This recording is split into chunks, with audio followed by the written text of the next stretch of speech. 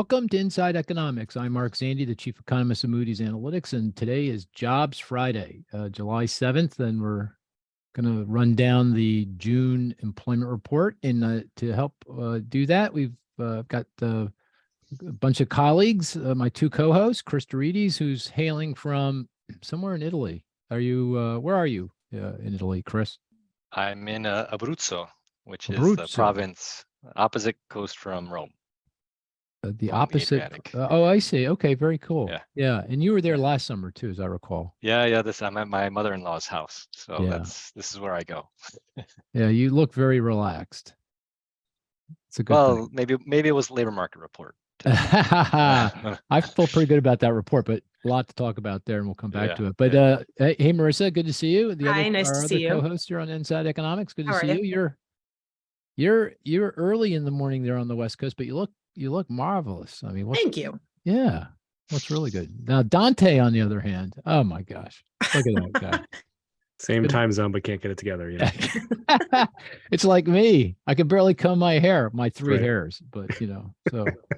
But we got Dante, of course, here to run down the labor market data, key to this jobs market analysis. So, okay, we're going to dive right into it because I got a wedding to go to. Chris has wine to drink. God knows what Marissa and Dante have planned here, but we got to get going. So, and we'll keep this short and sweet. But Dante, give us the rundown on the June 2023 employment report. Sure. I'm going to steal Chris's word. I think it was a relaxing report to read. There's not a lot in there to stress anyone out, I don't think. Top line job growth came in at 209,000. Private payrolls only grew by 149,000. The 3-month moving average of job growth is still a little over 240,000, but that's down pretty substantially from last month, given some downward revisions to prior month's data. By industry, there was some weakness, certainly. Healthcare, contributed almost half of all private sector payroll gains, adding just over 65,000 jobs. I think construction, probably a little bit of a surprise, adding another 23,000 jobs after adding the same last month. Manufacturing turned positive after a couple of declines in recent months. Most of the real weakness in terms of declines was concentrated in retail and transportation and warehousing. And not huge declines in those industries have been sort of flat to down a bit in recent months. So not really a news story there. I think the one blemish potentially, or the one thing people will focus on, is growth in average hourly earnings was up 0.4% in June, a little bit stronger than expectations. Leaves year over year wage growth at about 4.4%, which again is still higher than we would like to see, certainly higher than the Fed would like to see moving forward, but it's basically where it's been stuck for most of this year. So it's, it hasn't reaccelerated. It's just sort of been stuck right around 4.5% here for a few months now. Average weekly hours ticked a little bit higher, which was the first time that has moved up since January. Again, not a huge movement. It's only a tenth of an hour, so not a big deal there, I don't think. On the household survey side, again, I think things were sort of back to normal this month. The unemployment rate actually ticked a little bit lower, but that was coming off of the big jump last month, and it ticked lower for the right reasons, right? The labor force is still growing. Employment just outpaced labor force growth by a little bit. So I don't think there's any sort of worry there. On the unemployment rate side, we still expect it to soften a little bit throughout the rest of the year, and I think it's still sort of on track to do that. So let me ask you, what do you think what I'll call underlying average monthly job growth is? That abstracting from the vagaries of the data, the ups and downs and all around, seasonal adjustment, measurement, whatever, where do you think we are? 225. 225. Okay. Right. What do you think labor force growth is right now? It's probably about the same. I think over the last 12 months, it's been actually a little closer to 250 than 225. Right. And that's the stable unemployment rate, low and stable. Right. Hasn't really budged in over a year, I think, right? 3.5, 3.6, somewhere in there. It's been in that tight range, yeah. Yeah. So bottom line, it sounds like you feel pretty good. The report feels pretty good to you. Yeah, it does. I mean, we want job growth to slow, which it seems like it's doing. I think the wage growth story is the only thing that's maybe of any concern to people, and even that's not a horrible story. It's just that it hasn't really budged going down yet. And could that be mixed too? Because you had a lot of construction manufacturing, as you pointed out, and they're high paying, and that affects this average hourly earnings estimate. It certainly could be. I mean, growth in leisure and hospitality is much weaker than it's been, which obviously is a lower paying industry. You've had some declines in retail, which is also lower paying. So you've got a stronger amount of job growth coming from, at least mid to high wage industries, which could certainly be propping it up a little bit. Yeah. Okay. Hey, Marissa, what do you think? Any gaps there? Anything you want to push back on? No, I mean, I think it's what we want to see. It's job market is clearly slowing, but not cratering. I think underlying job growth is somewhere in the range of 200,000. We're going to get benchmark revisions, the preliminary benchmark revision, a peek at that in the next couple of months. So actually next month, I think, when they release the July figures. So we saw those downward revisions for the past 2 months, which we've been talking about, right? Some expectation that might be the case, that the data have been overstated a bit, and that seems to be the trajectory that this is moving. So I think it's a good report. Yeah. What about the average hourly earnings? The one blemish that Dante. Yeah, pointed I out? do think that there could be a mix issue going on. So I don't put that much stock into this, but other measures of earnings have also been kind of hung up there too, right? I don't know when we get the ECI again. End of the month. Next. It's going to be, next month. So No, we'll I think see what happens there. End of this month. End of this month. Yeah, it's in a few weeks. In a few weeks. Yeah. The employment cost index, which is a broader, more rigorous measure of wage growth because it controls for mix of occupation and industry. So it's a quarterly series though. So we have to wait for it. There's the Atlanta Fed's wage tracker that's been moving lower slowly, but lower as well. Yeah. Okay. So relaxed feels like the right word. Yeah. To describe this. I think it's good. I think we're coming close to the title for this podcast. I think relaxed probably will be in the title just my thought, we'll see. And it's apropos with Chris in Italy. Yeah. Look at him. He's so relaxed, man. Yeah. That white linen shirt, it's very Abruzzo. Are you actually in the wine cellar, Chris? Are you actually in the wine cellar? I'm not in the wine cellar. There is no wine cellar here, but oh, yeah. I thought you were in wasn't he in the wine cellar last year somewhere? I think that was your imagination. Oh, you romanticized my trip. You would like me to be in the wine cellar. I'd like you to be in the wine cellar playing bocce ball. Yeah. Do you play bocce ball? I forgot. Oh yeah, you're like really tough good competition at here. Like, tough competition here. Oh, tough competition. Yeah. Yeah. So what do you think, Chris? I mean, and I'm going to ask you at some point, what's the probability of recession? But I mean, when I saw that, I'll stop. I'm not going to. I was going to give you my view, but what do you think? What do you think of that report? All good. You really can't push back. All I would say is that the revisions, right, were pretty substantial for April and May. So this 209 number probably isn't going to stand. It's probably closer to 170, 180, if you take some type of average there, which I think is kind of in line with the type of job growth that the Fed would want to see. So I think we'll see the one hike in July because that's already baked in, but September, I mean, it's a lot of script to be written still between now and September, but if this is the pace we're on, then this does comport with the slow session narrative. Right. Slow session being no recession, but an economy that's kind of going nowhere fast. Yeah. Definitely feeling uncomfortable. Right. And risk of tipping into recession, but narrowly avoiding it. Yeah. Okay. In any blemishes in your mind in the report? And nothing you can point to. Again, the average hourly earnings, maybe, but yeah. How much stock do you want to put in that? But yeah, still, even if you account for those mix issues, still 4%? That's still too high. So, the Fed is going to be on guard here until that number comes in more aggressively. But I don't think this changes their outlook at this point. Right. Okay. Yeah, I think this report. Do you care what I think? By the way. I'm going to Of tell you course, anyway, but of yeah. course, of course. I already know what you Uh, think, but you maybe you could tell us. Yeah, I like the word relaxed. But I get pumped, when I get reports like this. I mean, I'm so weird. Like I get nervous about nothing except for two data points that come out every month. One is the jobs number and the other is the CPI number, which is going to happen next week, which I actually think that could be a really great number, in part because of reality inflation is moderating, but also because of measurement, issues, seasonal adjustment issues. So maybe we'll come back to that. But regardless, Yeah. when I got the number today, I said, okay, that's about as perfect as it could be. Not too hot, not too cold. In fact, if it was over 300K, I think the market might lose their minds, thinking, the economy is going to overheat, a lot more Fed rate hikes, which would ultimately mean recession risks would be higher. But, sub 300, closer to 200, that's right down. I'm going to use every metaphor I've got, right down the strike zone, down the fairway. It felt really, if you wanted to pick a number, that would be, the number that you would pick. So it felt pretty good there. Yeah, the ADP numbers spooked me this week, right? Speaking of that, Dante and I were going back and forth on that a little bit yesterday via email.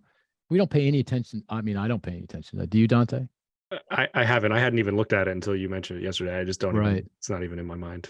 Yeah. And just given what happened here. So explain what happened. Explain ADP and what happened here, with ADP in the markets. Chris, go ahead, because you brought it up. I won't. I don't remember. It was a big number. I can't remember 500K, almost 500K private sector.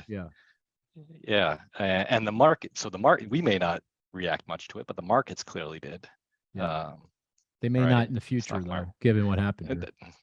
Could be. Yeah. So just a little bit of a head fake, right? And that is a private number based on payroll data that ADP, the human resources company, collects and tries to estimate. Well, are they still estimating the BLS number, or is that? I don't know. It's supposed to be just an independent estimate. I think it's just an independent estimate, I think. Yeah. Okay. But the industry mix is just bizarre too. I mean, the top line number is sort of bizarre enough, but the industry mix to get to that just doesn't make any sense. Expecting 100,000 construction jobs to be added, 70,000 jobs in mining. I mean, it just makes a lot of sense. Yeah. So for me, it was a wonderful report. The average hourly earnings, but it's the peak in average hourly earnings growth was back in March of 2022, just about 6% year over year. We're now at 4.4, and the bogey, I think, is 3.5% year over year growth, because that's pretty consistent with where it was pre-pandemic, and that's also consistent with 2% inflation plus 1.5% underlying productivity growth. So that 3.5% wage growth would be non-inflationary because it's consistent with that productivity growth number. And that's kind of underlying productivity growth. It's where we've been since the pandemic hit and a few years before that. So we're not quite there yet, but it feels like if the job market is going to continue to moderate, and unemployment probably will notch a bit higher here, that's going to take some steam out, and we'll get wage growth back in. I did the other one blemish, and I hope that I don't take anyone's statistic, for the game. Or maybe I won't say it because I might need this statistic. I'm not going to say it. I'm going to keep it. I'm going to keep that statistic. I did want to. So I felt pretty. I mean, not pretty good. I felt very good about the number. I think this is consistent with the idea that the economy is, reasonably gracefully throttling back. Inflation is going to come in. Fed doesn't need to raise. They're going to raise rates, because they're hell bent on doing it later this month. But if that's not the end of it, we're pretty darn close to the end of the rate hikes. And if that's the case, then I think, we're in good shape. The economy is going to come in here without experiencing an outright economic downturn. So this all felt, good in that context. I did want to dig a little deeper. Here we're going to get a little nerdy into something Marissa brought up around revisions.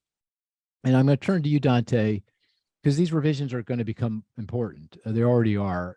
So describe why we have revisions to the data, and when do the revisions occur, both in terms of the monthly revisions and the so-called benchmark revisions that Marissa talked about, and just give us a lay of the land there so people understand what's going on with the revisions. Sure. So the monthly revisions happen, when we get a new number like we did for June, you get revisions to the prior 2 months. Those monthly revisions are just due to additional sample data coming in, right? So when they produce the June employment report, they have some data in for June, but they're still getting data in beyond today. And as that additional data comes in from survey respondents, that obviously changes the estimate of employment growth for June or for the prior months like we saw. So those monthly revisions are purely due to additional sample that's coming in. The annual benchmark revisions that we get are due to a couple of different factors, right? One, they're benchmarking, they're tying the level of employment back to the quarterly census of employment and wages once a year. So they're taking the March level from the prior year from the QCW data, and they're saying, okay, this is the new level. So that obviously affects some of the historical data as that tie back, that benchmark is done to the QCW data. And then from that new level that's set in March, they then reestimate the changes for the year. So we'll get sort of that benchmark level, which will affect some of the data, and then you'll get a reestimation of the data coming off of that level. And then in addition to that, you get revisions to the seasonal adjustment factors, you get revisions to the birth death model, which estimates how many firms are being created and dying. So you do get other things that affect it as well in that annual revision, but the sort of the tying back of data to the QCW is the biggest factor.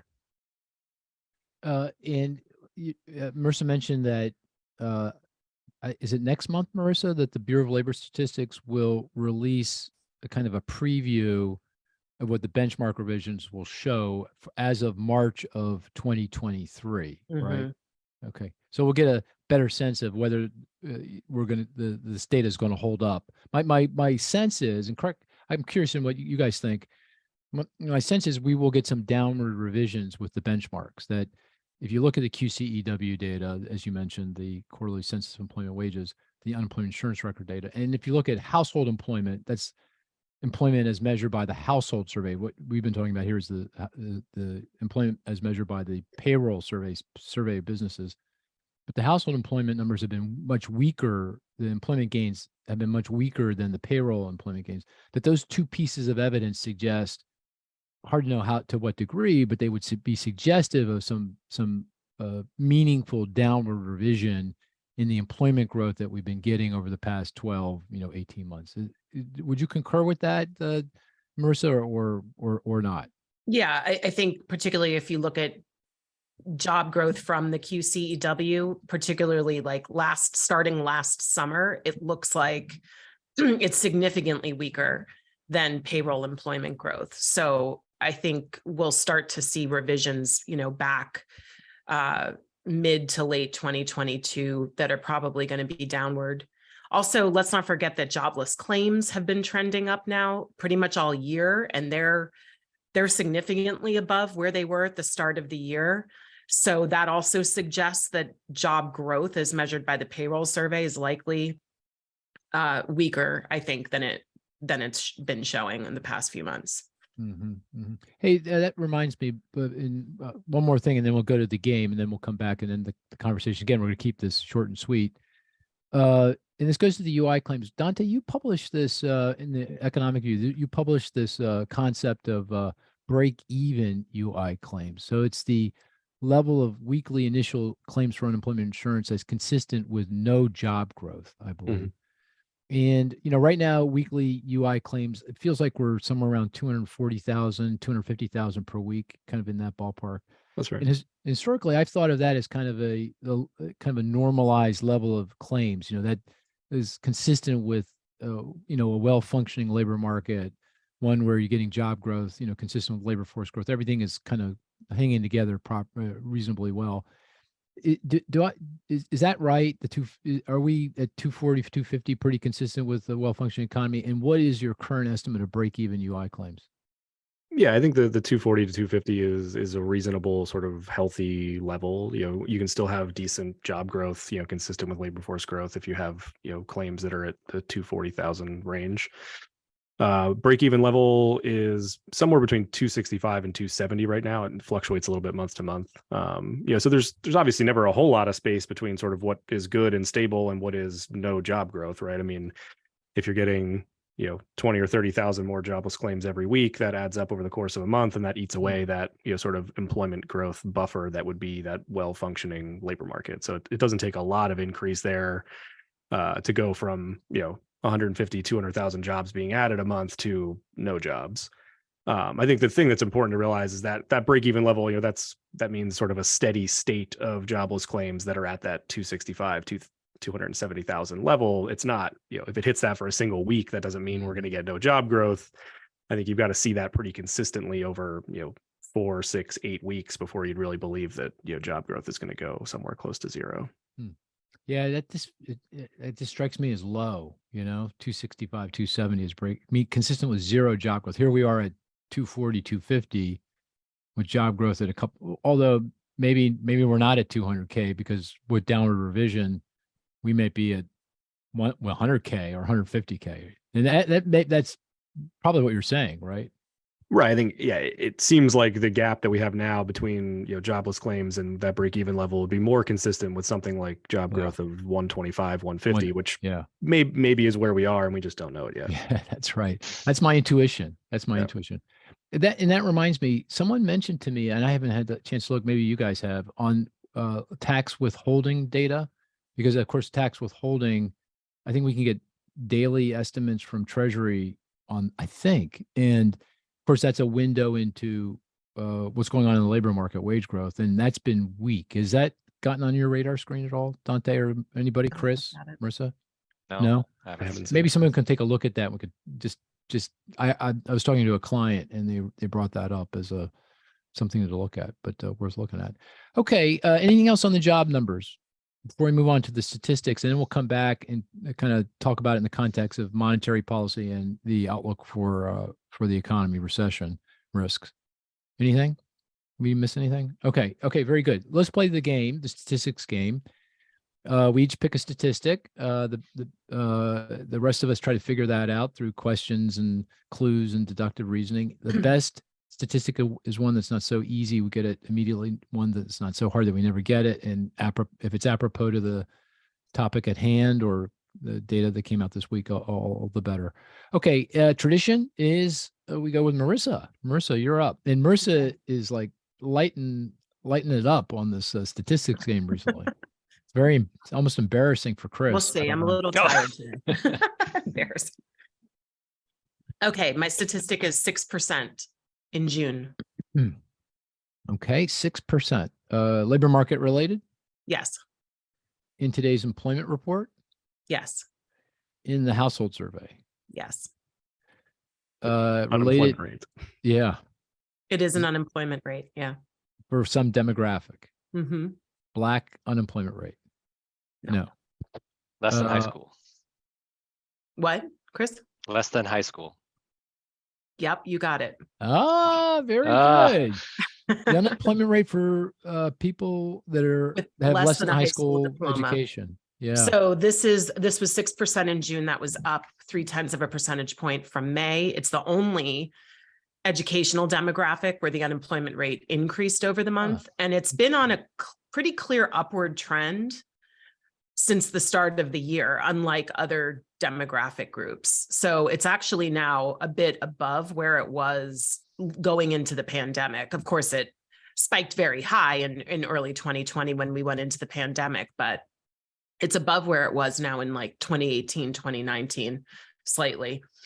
Other demographic groups are faring much better in terms of the unemployment rate. And I should also mention the labor force participation rate for this group, just to give some context. It's about back to where it was prior to the pandemic, but it's actually slightly below, again, unlike other demographic groups that have done a bit better. What do you think's going on? What's behind that? I mean, there could be industry mix issues, right? There's been weakness in manufacturing lately. There's been weakness in retail trade, some other service sectors that are more likely to employ people with less than a high school education. This has been sort of the way that this is stacked up now for a long time, right? If you look at the unemployment rates, people with less than a high school education have had a higher unemployment rate for quite some time. So despite the fact that the job market is really strong, you know, there's still matching issues, right? And we saw actually in the I hope this isn't somebody's statistic. Well, I'm not going to say a statistic, but the ISM service sector ISM came out this past week, and some of the comments about the labor market were not being able to find qualified labor or not being able to match job openings with qualified labor. So in some industries, there's still a matching problem. At leisure hospitality is still down in terms of payrolls, right, from 2019 levels. So despite all the demand, the growth, the hiring, yeah, maybe that's it. Maybe it's the retail, because retail was down in the month. So, yeah. Also, yeah. Interesting. Okay, that was a great statistic. Chris, you want to go next? Yeah, 2.6%. 2.6%.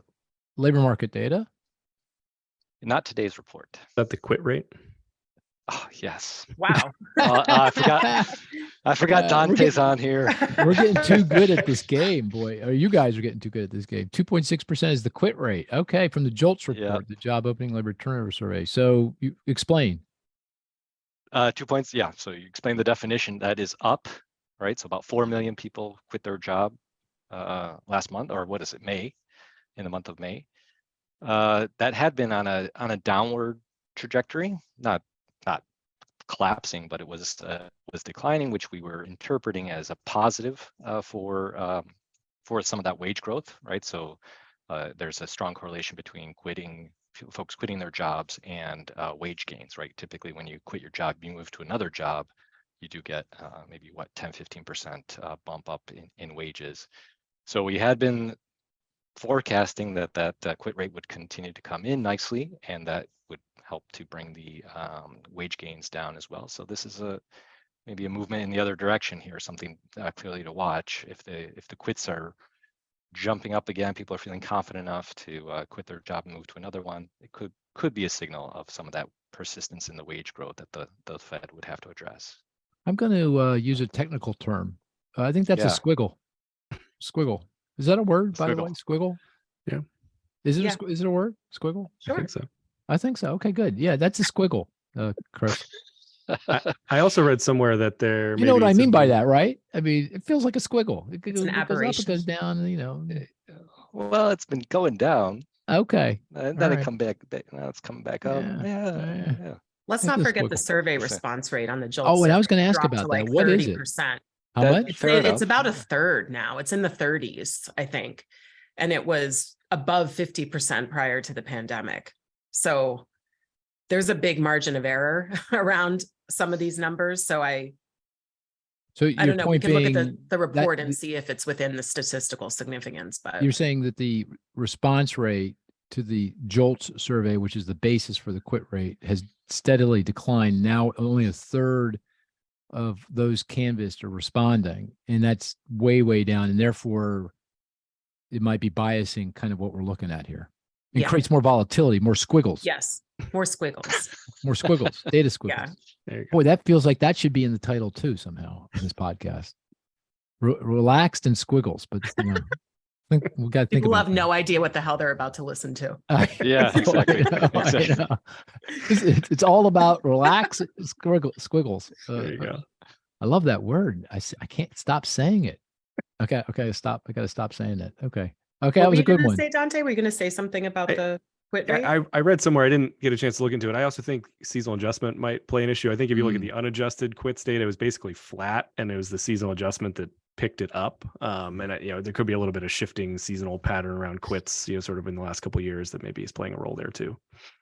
So all that is, I think I support the squiggle argument. It's probably not a whole lot to read into on a 1 month basis. But and of course the squiggles have gotten worse because of seasonal adjustments gotten a lot harder because the pandemic really messed stuff up, in terms of trying to tease out seasonal patterns.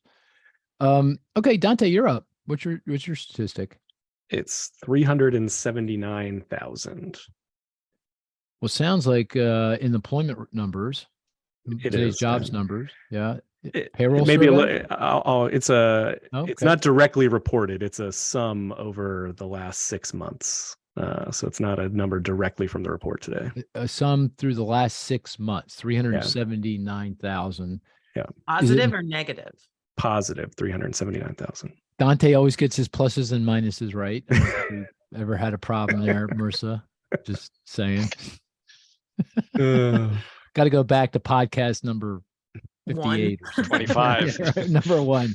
Yeah, podcast number 1 to understand why we're laughing at that one. Okay, is it employment? So it was employment in some sector, gain in some sector. Okay. Right. Is that construction jobs over the last? No. No. Manufacturing job? No. Temp help? No. Are we on the right track?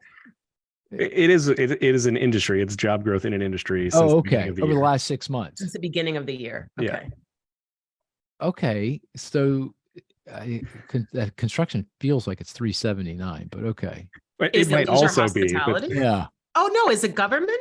it is government. I'm just There going to you guess go. every industry. Oh, government. Ah, There's a reason for this, bringing that up. So why'd you bring that Yeah. up? Yeah, so I mean, it's substantially higher than it's been, right? We added 275,000 public sector jobs in all of 2022. We've already added 379,000 in the first half of the year. So it's distorting, I think, a little bit the trend in job growth, right? If you look at just private sector payrolls, they've been under 200,000 in 4 of the last 5 months, right? We've had this big, sort of swing in government jobs since the beginning of the year, which I think is masking a little bit of the weakness in private sector payrolls. And I don't think any of us believe that government job growth is going to drive growth over the long term. I think you got a little bit of buyback from some weakness last year. But I think looking at private sector, I think it's more clear that the labor market has slowed and maybe slowed more aggressively, and that's before we even take into account what sort of future revisions might look like. So I think certainly job growth is weaker than the top line might suggest. Yeah, my kind of thought there I noticed the big increase in government is that the government had a hard time hiring a year ago because labor market was really tight. Businesses were really aggressive in pay to try to get workers on board. Now the private sector, as you say, is more relaxed. It's not, as trying as hard, doesn't need to. And that allows government to kind of start hiring people, that the labor pool is now freed up for them a bit. And so they can hire more. Does that sound right to you? Healthcare is the same way, kind of the same thing. Right. Yeah. I think the public sector, they're playing catch up a little bit in terms of hiring that they would have liked to do 18 months ago that they couldn't. And now they're sort of fulfilling those needs. And there's it's just, obviously more difficult for government in the healthcare sector to change their pay scales to kind of compete. It takes time for them to do that, given it's just the bureaucracy of it all. And they really couldn't, match the kind of the pay that the private sector was coming forward with and kind of left out. But now they're catching up. That's kind of sort of how it feels. So it's still strength. It's just it's strength, but I don't think it's strength that we can expect. They're adding over 60,000 jobs a month in the first half of the year. I don't think that continues for a long period of time, right? I mean, eventually they're going to catch up and be done, and that will go back to 25,000 jobs a month probably. So yeah, that's a good one. Okay, I got my statistic is 2.9 million. 2.9 million. Is it from the JOLTS? Not from JOLTS. It's from today's report. Household survey. Is it labor force growth over the last year? Ding, ding, ding, ding, ding, ding. Wow. Way to go. 2.9 million. That 2.9 million people added to the labor force over the past year. That's a lot of people. That goes to, I think what you said, 250,000 per month.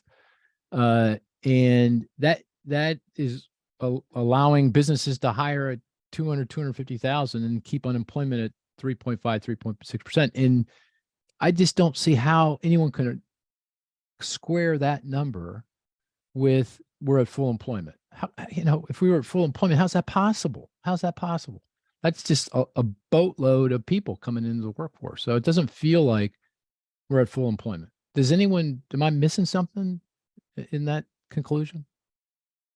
No? Where do we I go from agree. here, though? Does that, Huh? or where do we go from here? Right? Oh, it's Is good. that, It's got are we eventually. It's done? got to. Yeah, I mean, Yeah. yeah. Eventually, it's got to slow. I'm just saying, it's not. There's a lot of hand wringing over there out there in the world. 3.6% unemployment is. We're never going to get wage growth back in. We're never going to get inflation back in because we're well beyond full employment, and it just doesn't resonate with me. It doesn't resonate that we're full employment for lots of reasons, and this is one of them. The other is, we were at 3.6% unemployment before the pandemic. Yeah. And wage growth and inflation wasn't the issue. In fact, the issue was inflation's too low, not too high. Right. So I'm having such a hard time with this idea. And you can look at the Federal Reserve's forecast for for the unemployment rate in the long run, kind of what they think the full employment unemployment rate is. And I think it's over 4% plus. It's not 3.6%. And I don't get that. I just don't get it in the context of all this. But I've ranted about this before, and I will continue to rant about this, going forward. Okay, very good. That was great. We're getting pretty good at nailing down these statistics. Pretty amazing. Okay, let's end it this way. Maybe Chris, I'm putting you on the spot, but has market expectations shifted with regard to what the Fed's going to do here at the end of the month in September as a result of today's report? I know coming into this, there was pretty strong expectations that the Fed's going another quarter point at the end of the month, probably in September again. Have you taken a look at that? Do you know by any chance? Yeah, I looked earlier today. Yeah, the July 25 basis point hike is almost a lock. Well, from the market's perspective, I think it was something like 80%, 90% of participants. And then for September, also a majority, certainly. Well, actually, I take that back. For September, it was still mostly a hold. Oh, right. There okay. was about a quarter of the population suggesting an additional hike. So but that was before this report came out. So it's actually up to taking a look, but- 95% now for July. So yeah, like Chris Okay. said, Yeah. it's almost a 95. slam dunk in terms of expectations that we get a Yeah. hike in July. September, yeah, it's still only about 20% expect 2 consecutive hikes in July and September. So Oh, it's interesting. Okay. strong support for 2 hikes in a row. Oh, that's interesting. Okay. So still less than 50-50. Okay. That's consistent with our forecast, right? We did add a rate hike, quarter point increase in the funds rate for late this month. And that is now the terminal rate. And the other change we made in our forecast baseline was to extend out when the Fed starts easing again. We previously had that in March of next year, and now we push that out to, I think, June, early July, something like that. I can't remember when the meeting is at that point. So almost a year of rates at the terminal rate, the highest the rate we'll get in this cycle. Okay, let's end the conversation again, talking about probabilities of recession. And we had a macro meeting yesterday. This is all the economists get together and talk about the U.S. economy and talk about the assumptions that go into our forecast, our baseline forecast. And we run a poll. Marissa, do you want to go over those results? Last I looked, well, tell us what the poll said among our economists in terms of recession. Yeah, we had 42 people respond. And the question was about the probability of recession over the next 12 months. So we're looking through the middle of next year now. Mm-hmm. 48% said their probability of recession was between 40 and 50%. Okay. 24% said the probability of recession is 30 to 40%. Oh. 17% said between 50 and 60%. 7% said between 20 and 30%. And 1% said between 60 and 70%. That's got to be Chris. I was going to say, That was Chris, is not that me. you? That was not me. It's an anonymous poll, so we don't know. Yeah, we have no idea. So it sounds like the distribution. So we're still in that 40 to 50. Yeah. Yeah, Like but the right below distribution is 50. kind of skewed a little bit lower, just a little bit lower. Yeah, it's moved a bit to the left since the start of the year. Okay, that's a good benchmark. So let's go around the horn here. Marissa, what's your probability of recession over the next 12 months? It's about 45%, I would 45. say. Yeah. And has that changed at all? No. Okay. But Dante? Yeah, I'm in that 40 to 50% camp as well. I would say if anything, it's trending towards the lower end of that range now. versus Closer the to upper end. 40 than Yeah. 50. Yeah. And has that changed? I guess No, I mean, probably down a little bit, but Down a yeah, little still bit. within that range over the last few months. yeah. Okay. Chris, what are you at? Ooh, deep. I need Building some the music. suspense. Through July of 2024, 50%. Oh, okay. Okay. All right. Does that come in a little bit? Feels like it's come A in a little lot, bit. yeah, it has. Okay. I'm at 60% through the end of next year. Okay. So And you were I'm at, still worried, but and where were you on I that? was at 65 Okay. So you for brought that, it in a so little bit. it's Okay. coming in. Yeah. I'm at 40% over the next 12 months. And I'd say 50% through the end of next year. But 40%. And then I'm increasingly more confident in no recession. Just feels, well, we talked about it. Just feels like we're on script here. But okay, very good. Well, I said this was going to be short and sweet, about 45 minutes, maybe a little less than that. But I think we all got stuff to do this Friday afternoon, and hopefully, anything else, guys, you want to bring up before I call it a podcast? No, we're good. Okay, very CPI good. next week, I guess, right? Yeah, CPI next week. I'm feeling really good about the CPI. Feeling Even really the good super about it. core. Even super core. Yep. All right. The All right. seasonality here, I think we've got something. Well, we'll talk about that next week. But All right. yeah. All right. Anyway, Little dear preview. listener, I hope you enjoyed this. We'll catch you next week. Take care now.